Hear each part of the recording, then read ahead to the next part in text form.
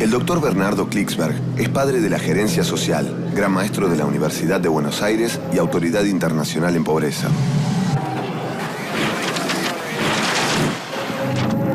Será impuesto por la Unión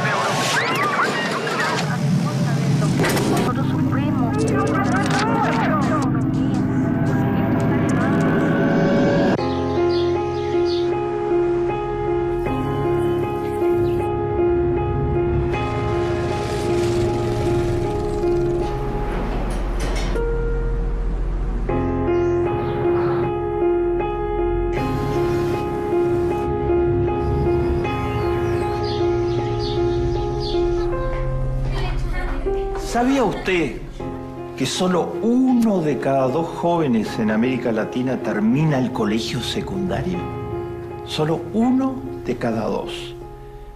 Y en los más pobres, en el 20% más pobre de la población de América Latina, solo 1 de cada 3 termina el colegio secundario. Si no se termina el colegio secundario, no hay futuro en la vida.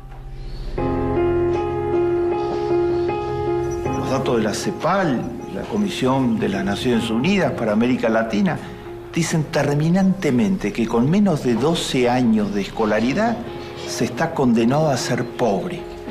12 años quiere decir primaria más secundaria.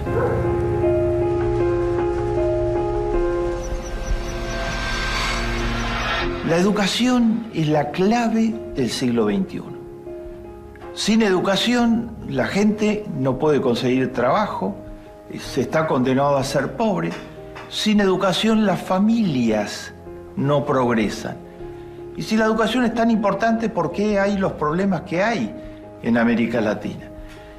Hay 6 grandes tipos de problemas que vamos a revisar muy rápido que hace que la educación en América Latina, a pesar de que todas las constituciones dicen que todos los latinoamericanos tienen derecho a educación, es un derecho retórico, es un derecho de palabra, pero en los hechos ese derecho no está garantizado.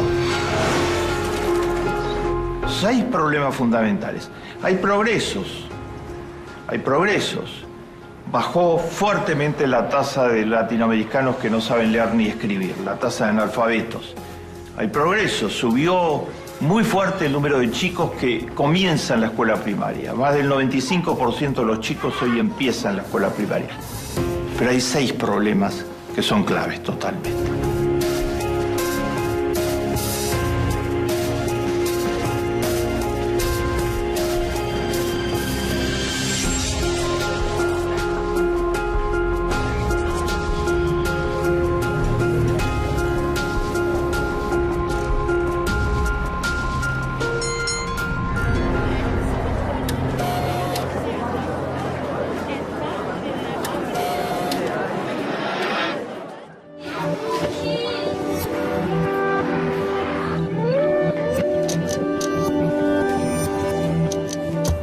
Primer problema, que como señalamos no termina en la secundaria. Empieza en la primaria, pero no termina en la secundaria.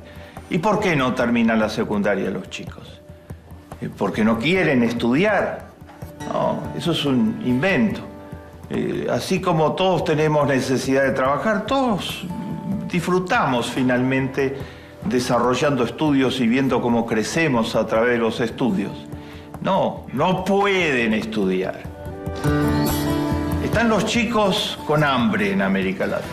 16% de todos los chicos tienen hambre. Cualquiera que deja de comer 1 o 2 días no puede estudiar.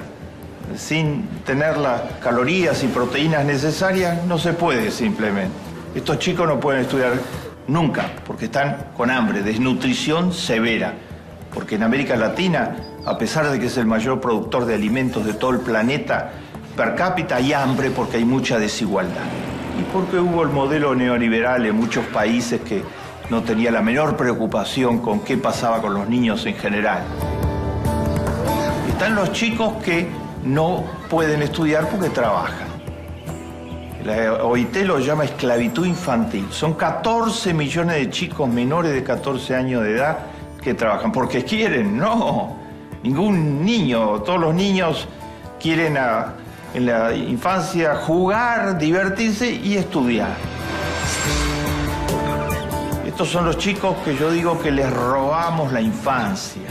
Están trabajando en las minas, en las plantaciones, en las calles, de los semáforos.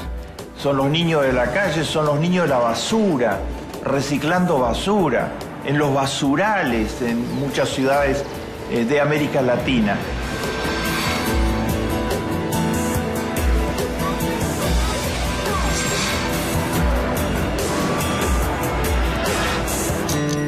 Estos chicos no pueden estudiar.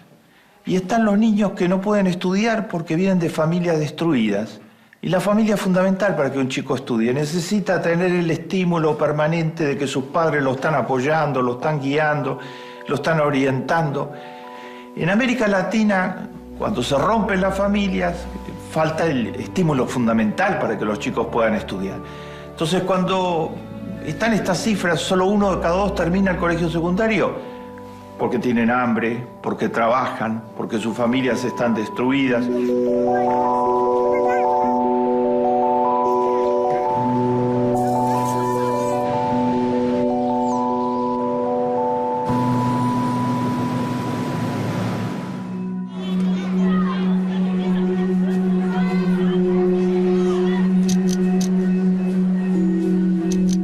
Segundo gran problema en educación, el problema de la calidad. ¿Y cuánto aprenden los chicos? Los chicos que sí hacen el colegio secundario completo. Y los chicos en general, en la primaria, ¿cuánto aprenden los chicos? Hay una desigualdad total. Algunos aprenden igual que los chicos de los países más desarrollados del mundo, los que vienen de familias ricas, los mandan a las escuelas con mejores instalaciones, con más facilidades, con los maestros mejor pagados, y si algo falla les ponen maestros particulares para que los ayuden. Otros, la inmensa mayoría, van a escuelas públicas. El 90% de los chicos de América Latina van a escuelas públicas.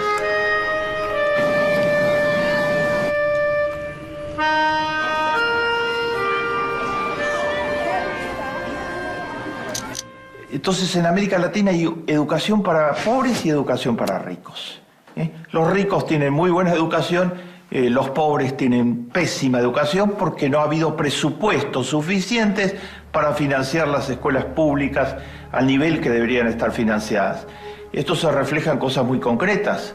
En las escuelas públicas hay mucho menos horas de clase por año que las que hay en las escuelas privadas. En las escuelas públicas la infraestructura de apoyo es en muchos casos absolutamente precaria. En estas condiciones la calidad de lo que se puede aprender en las escuelas es totalmente diferente en unas y otras escuelas, y no sorprende para nada que los rendimientos escolares, como se los llama, sean totalmente diferentes en uno y otro caso. Hay educación totalmente desigual en América Latina. La sociedad es desigual. Después los chicos van unos a escuelas para pobres y otros van a escuelas para ricos y algunos a escuelas para clases medias.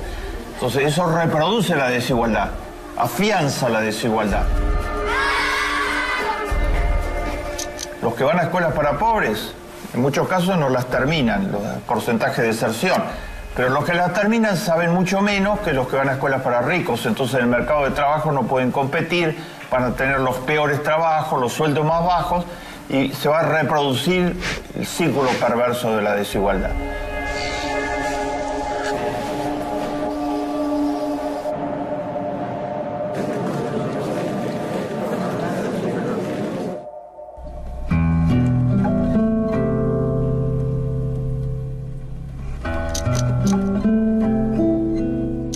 Tercer problema muy importante, el presupuesto para educación. Si a la UNESCO dice que tiene que ser por lo menos 6% del Producto Bruto. En países como los latinoamericanos, donde la necesidad de educar a la población que tiene niveles de escolaridad bajos es mucho mayor que en los países ricos, que en los países desarrollados, debería ser mucho más todavía que el 6% del Producto Bruto. Y sin embargo, el presupuesto en América Latina promedio en educación es menor al 4,2% del Producto Bruto. Esto significa que se escatima totalmente recursos para la educación. hay cómo financiar la educación, pero tiene que haber la voluntad política. Lo muestra muy claro los nuevos gobiernos latinoamericanos. Cristina Kirchner ha duplicado, mucho más que duplicado, la inversión en educación de la época de Menem en la Argentina. Ahora es 6,47% del Producto Bruto, y el Producto Bruto es muchísimo mayor que en la época de Menem, porque durante los 8 años del gobierno de Néstor y Cristina Kirchner ha crecido un 7,8% anual.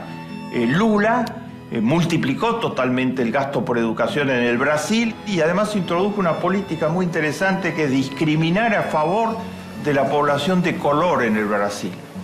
Esa población es mucho más pobre, está rezagada. Entonces ahora Lula y Dilma implantaron que tienen prioridad total los alumnos afroamericanos para acceder a las universidades en Brasil y para acceder al sistema de educación, prioridad en las becas, prioridad en todo, para tratar de abrirles realmente oportunidades. Se necesita dinero. Con frecuencia el razonamiento de los economistas ortodoxos en toda América Latina es: hay mucho dinero en educación, pero se gasta mal. Es mentira, no hay mucho dinero en educación. Finlandia gasta $6.000 por habitante en educación. Perú gasta $400 por habitante en educación. ¿Será casualidad que todos los últimos ministros de Economía de los diferentes gobiernos peruanos después de la dictadura horrorosa de Fujimori eran todos del sector más conservador, del 1% más rico, y entonces no aflojaron un centavo para educación?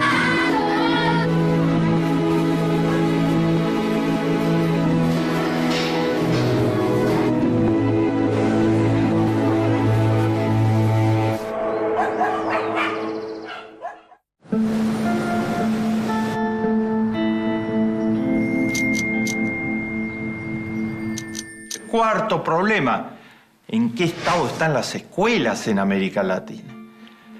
Hubo un relevamiento de la UNESCO hace poco. La tercera parte de todas las escuelas no tienen baños suficientes para el número de alumnos. Y los baños están además en pésimo estado, como toda la infraestructura escolar. El mismo número, un tercio, no tienen agua potable para los alumnos. La infraestructura se cae a pedazos en muchos lugares en América Latina. Las partidas de mantenimiento son absolutamente deficitarias.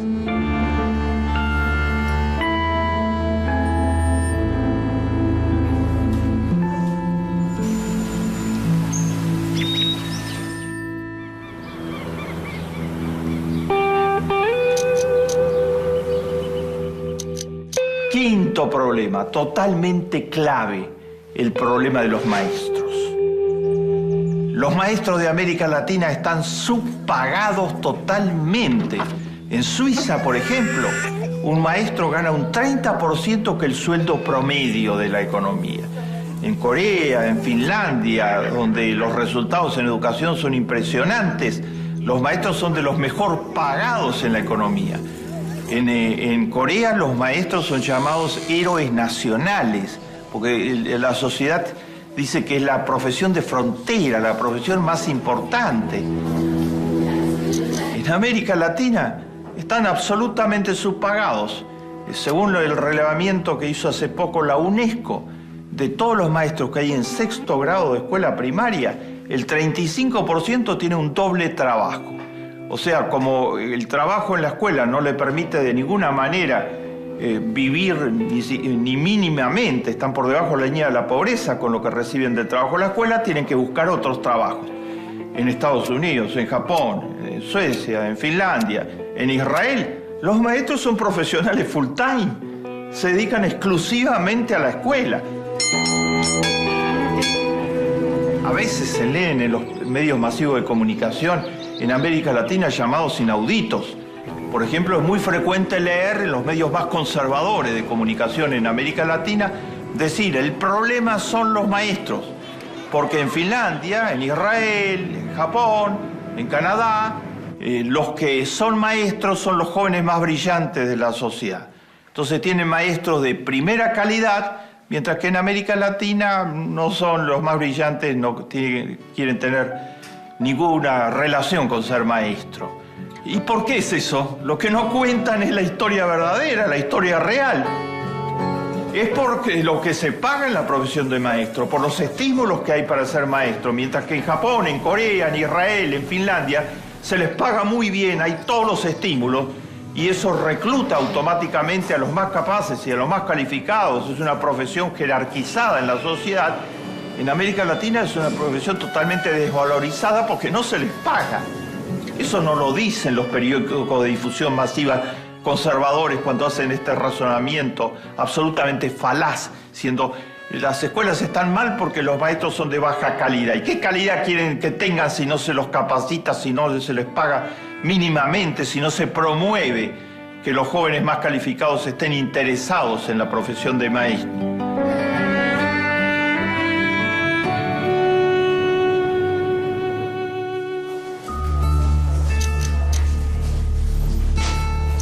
Sexto y último problema de esta lista que da alguna idea de qué es lo que está sucediendo en educación es este problema sistemático de tratar de inventar falsedades para, en el fondo, no aumentar los recursos para educación.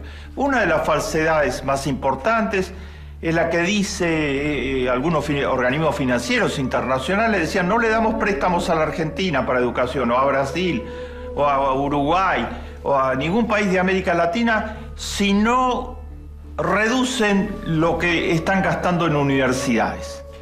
Decían, se gasta poco en escuela primaria y se gasta mucho en universidades.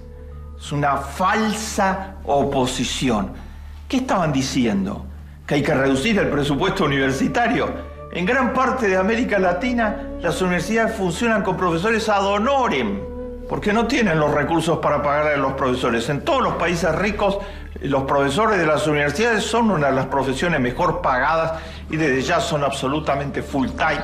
En América Latina son profesores part-time que trabajan y que voluntariamente, virtualmente, porque no cobran sumas ridículas totalmente, desarrollan el trabajo de profesor universitario. Y querían que se reduzca esos costos, suponiendo que al reducirlo se iba a haber más recursos para escuela primaria. La oposición no es entre gastar en escuela primaria y gastar en universidades, como decían algunos organismos internacionales. La oposición es entre gastar en educación y gastar en otros gastos. ¿Me explico? Como el gasto de las Fuerzas Armadas.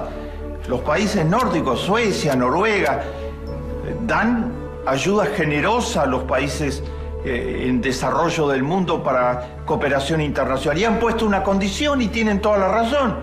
Dijeron, no damos nada que signifique incrementar el gasto en armamentos o en Fuerzas Armadas. Y si se está incrementando el gasto en armamentos o Fuerzas Armadas, no damos nada en general, para tratar de que se reorienten los gastos en la dirección de la educación, de la salud pública, de los gastos que son fundamentales para que la gente tenga oportunidades en una sociedad.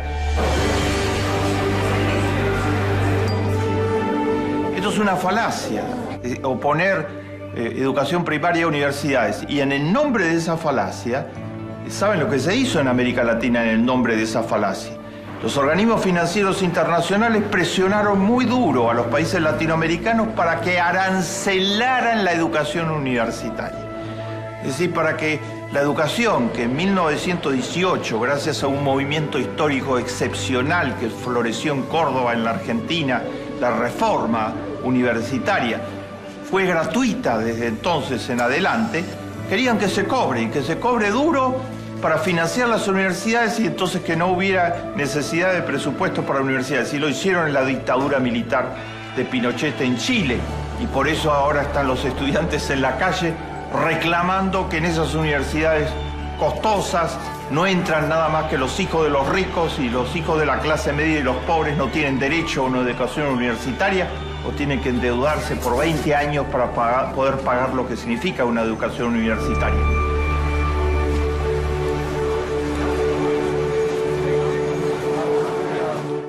Hemos visto 6 problemas por los que la educación tiene dificultades para avanzar en América Latina. Los problemas de deserción y las causas de esos problemas de deserción, la desigualdad en la calidad de la educación que se está entregando, las limitaciones de infraestructura muy severas en muchísimas escuelas. Hemos visto la situación tan difícil de los maestros en América Latina, la falta de recursos suficientes para la educación y estos falsos dilemas que inventa el neoliberalismo ortodoxo para justificar las desigualdades tremendas que genera en las sociedades.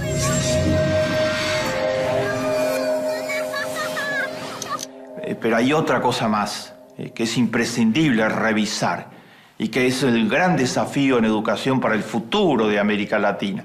Frente a los 6 problemas anteriores, hoy en Argentina, en Brasil, en Uruguay, en el UNASUR, hay más recursos, hay presidentes comprometidos con la educación, hay pueblos movilizados a favor de la educación, como está sucediendo en Chile con el pueblo chileno, hay presión cada vez mayor para que haya más recursos para educación y hay progresos evidentes.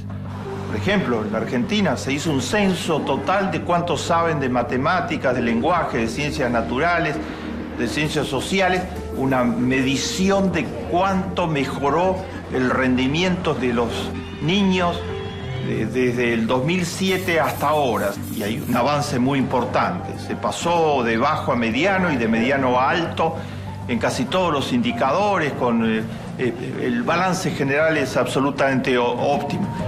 Hay avances, se pueden hacer los avances siempre que haya un modelo de economía con rostro humano, se pase de un modelo ortodoxo neoliberal a un modelo de economía con rostro humano como el que tiene el UNASUR actualmente. Pero hay un gran desafío hacia adelante, hay mucho más por avanzar y hay un gran desafío hacia adelante. La educación no solo tiene que ser para formar profesionales o trabajadores calificados, tiene que ser para formar hombres y mujeres de bien, buenas personas. Y para formar buenas personas no basta con enseñarles matemática, lenguaje, ciencias naturales, física, todo eso es absolutamente útil, pero no basta para asegurar que alguien sea una buena persona.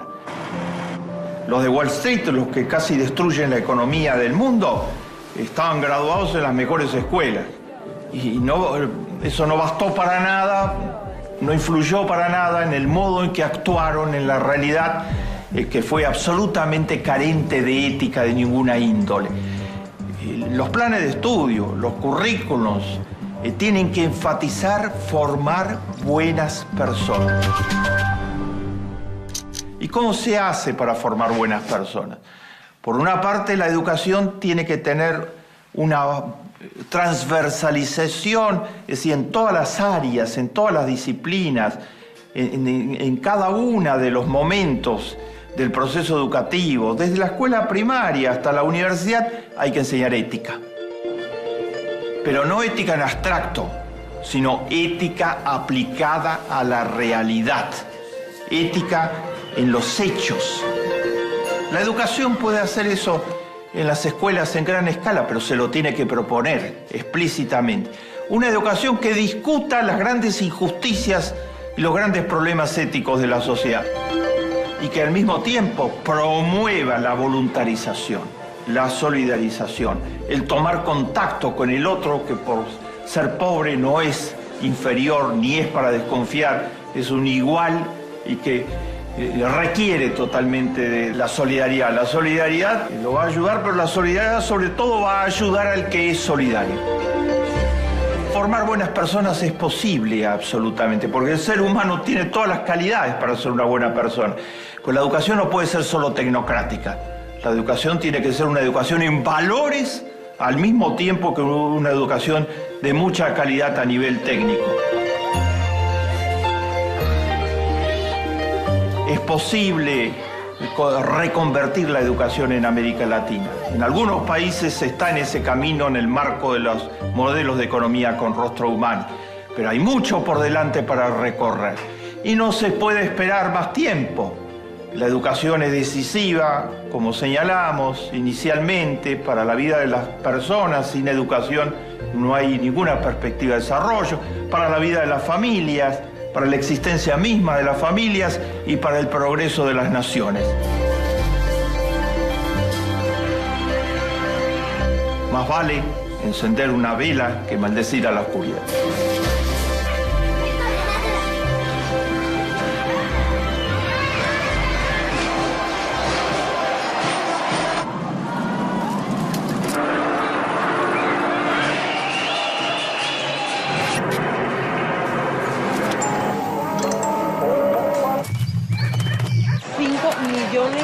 personas.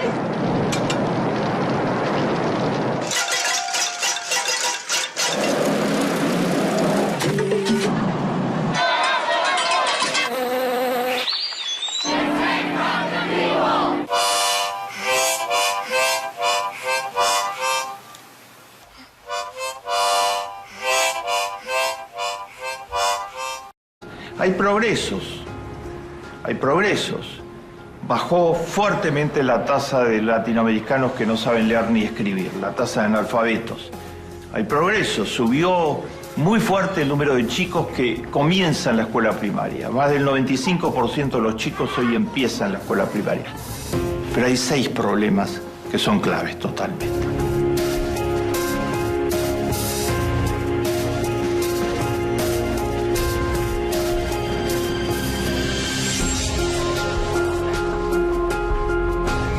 En la vida.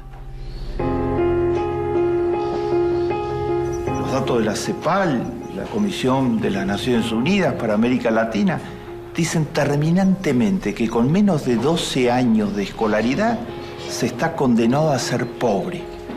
12 años quiere decir primaria más secundaria.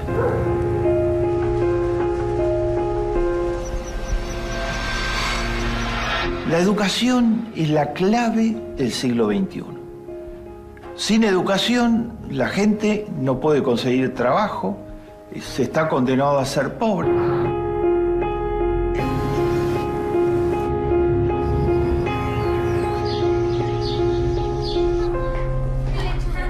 ¿Sabía usted que solo 1 de cada 2 jóvenes en América Latina termina el colegio secundario? Solo 1 de cada 2. Y en los más pobres, en el 20% más pobre de la población de América Latina, solo 1 de cada 3 termina el colegio secundario. Si no se termina el colegio secundario, no hay futuro. El doctor Bernardo Klicksberg es padre de la gerencia social, gran maestro de la Universidad de Buenos Aires y autoridad internacional en pobreza. Nos seguirá impuesto por la Unión Europea.